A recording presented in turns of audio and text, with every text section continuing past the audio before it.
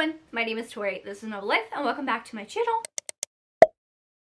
And welcome to my fall TBR. So I did a cozy fall books rec video for you guys last week, so I wanted to sit down and do my personal fall TBR. No, this is not in any way a full list of books I want to read for fall because I'm a mood reader. Things come up and I'm just like, yes, give it to me. I need it now. So that's probably what my fall reading is gonna be. I feel like I'm missing some books, but this was all that I can think of. It's not a huge list, but it's just some that have been on my radar. I do have some physical books that I want to talk about, so let's just go ahead and dive right in. Now, I have to read this book before the end of the year, if anything, okay? But I want to read it during the fall because that's what's it's intended to be read in, okay? That is Business Casual by BK Borson. I follow her on Instagram and Threads, and people always ask what seasons are which, okay? Because Love Light Farms is obviously the first book in the series. That's for Christmas, okay? But all the other ones, where do they lead? This one is the fall book, and I've had friends that absolutely love this and fell in love with this book. I tried listening to the audiobook, but I did not like the narrators, and I didn't want that to affect how I felt about the book, so I had to physically read this, and my physical reading time has been a little slow. So yeah, this is just definitely one I want to read soon because I really love this series. I love BK Borson's writing, and I want to finish out the Love Light Farms series. So this is just one that I definitely want to read because it's meant to be read in fall. Two arcs that I have that I recently got at Steamy Lit, and I have talked about these a little bit, but the first one is the Crescent Moon. This one comes out October 1st, so I want to read it at sometime in October. It just seems super cute. It's a cozy and uplifting debut novel about three clairvoyant sisters who face an unexpected twist of fate at the bottom of their own delicate porcelain cups. So they have a tea shop, I think, where they like read the tea leaves and stuff like that. And yeah, it's just about, it's like just seems super cute and cozy, and I love those type of books. Since I read the Pumpkin Spice Cafe, I want all the coziness, which I never thought I would say because I've always been like a dark romance, gothic girly, which don't get me wrong, I do have fantasy romances on here, but I definitely want to read this one. I'm very intrigued. Now, another one is actually, I think, coming out soon. I don't know when it actually is supposed to come out. I think it's in October. But that is Darn It All by Evie Mitchell. I love Evie Mitchell. I think she's the sweetest person in the world. In this book, our female character, she has anxiety. She's a fashion designer. And our hero has a prosthetic leg, so he has a disability. And I love that she puts those type of things, any chronic illness and or disability and or mental health rep in her books. I just love that about her. So yeah, I definitely want to read this one. She always does like a spicy good time too, so can't wait to read this one. I did start it at Steamy Lit, but I never picked it back up because I had to physically read it, so I'm not far in technically. But this is one I want to get to during the fall because it comes out in October. The next ones are two technically books that come out in September and November. So Wickedly Yours by Jennifer Chipman. My friend Jess read one of her books and it looked really cute, but this one is the one I'm most excited for, to the point where I actually pre-ordered the ebook, and I never pre-order the ebook, but I was like, I want this to be on my Kindle when it comes out. So it comes out on the 13th, but by the time you see this video, it'll already be out. So if you want to pick it up, I'll have it linked in the description box below for you guys. But I just think this is really cute. I think it's like a marriage of convenience type book. It just looks cozy, perfect for fall. Perfect like little fantasy elements. I think he is like a fey king or something like that, and I don't know, it just looked really cute and I wanted to put it on my TBR. Like I said, if you have a cute cover, sold. I will read the freaking book, okay? The next one that comes out in November is one that I've mentioned countless times, and that is, I never get this title right, The Songbird and the Heart of Stone by Carissa Broadbent. Why she has such like intricate titles, I don't know, but I cannot wait to read this. I don't even know what it's about. I just heard that she was coming out with another book, and it's been on my radar ever since. I think it is one of the characters that we saw in the Crowns of Nyaxia series because it is a part of that series. I just don't know which characters. I don't really care, but I love that series so freaking much, and I'm gonna read it.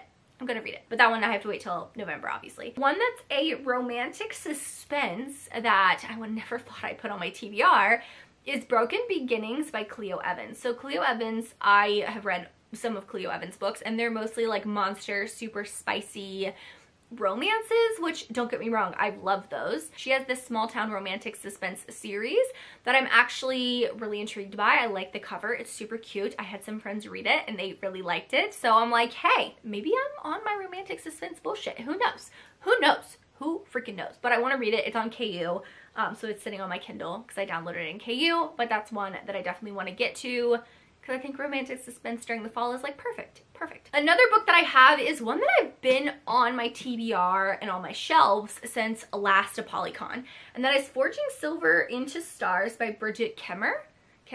Oh, I can never say her name. So I think this actually came out in 2023, if I'm not mistaken. Oh, it came out in 2022. Yeah, I don't know what happened with this book and why, but the ALC for this book through Libro FM actually was in September. Like it's able to download. I had to double check that it was the same title, but yeah, it is. So this I think is more of like a YA fantasy, which I do love YA fantasies, but it says 4 royals, 2 thrones, 1 deadly curse.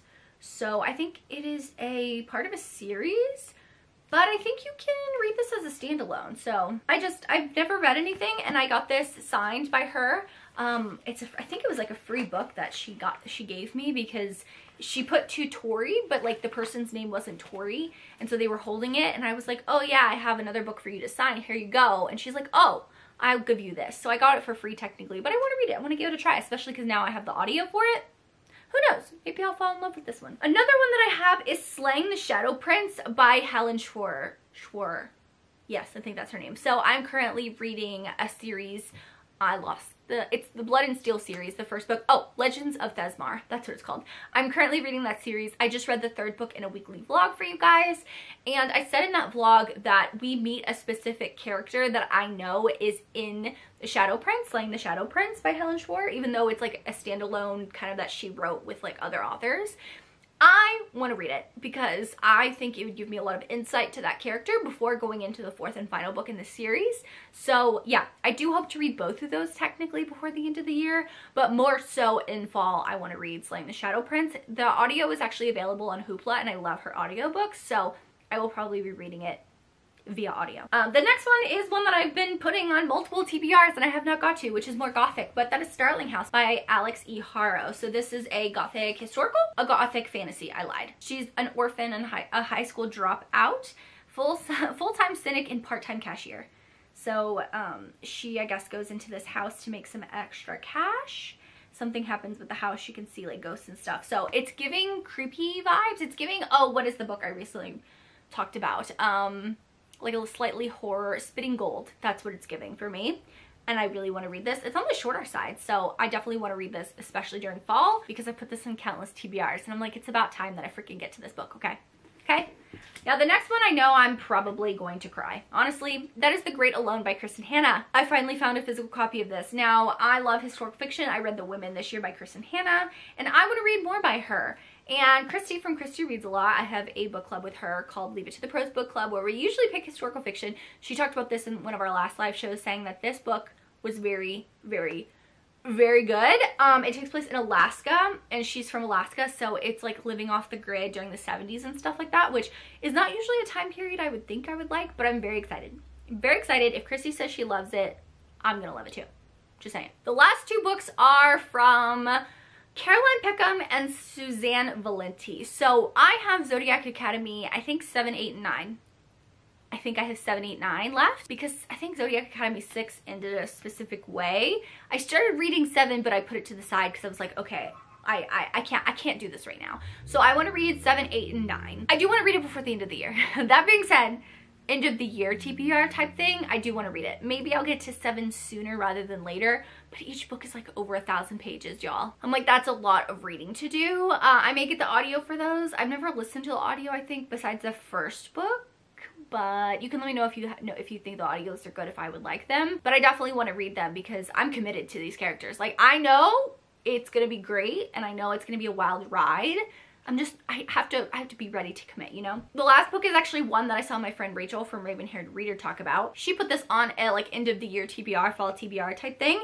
And I was like, oh, I actually have the special editions of that. And it is Dark Fae by Suzanne Valenti and Caroline Peckham.